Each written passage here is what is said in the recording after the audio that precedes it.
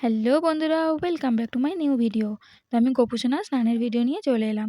গোপুসোনার bathtub ready হয়ে গেছে, এদিকে পঞ্চামৃতও রেডি হয়ে গেছে স্নানের জন্য।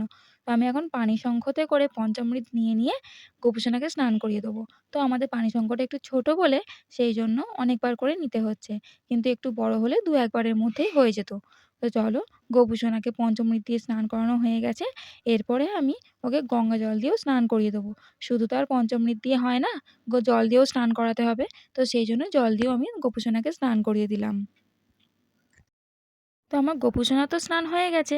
আর দুধ জলের মধ্যে বসে গোপুসোনাকে কি দারুণ দেখতে লাগছে দেখো। দুধ জলের মধ্যে রং বেরঙের ফুলগুলো আছে।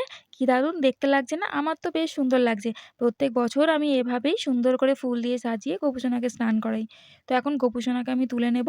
২ গোপুসোনাকেই আমি তুলে নিয়ে গা ফা মুছিয়ে দেবো, নাহলে ঠান্ডা লেগে যাবে কোথায়। তো দুধ জলের থালাটা তোমাদেরকে একটু সামনে থেকেও দেখিয়ে দেবো যে কীরকম দেখতে লাগছে। দেখো কত সুন্দর কালারিং দেখতে লাগছে।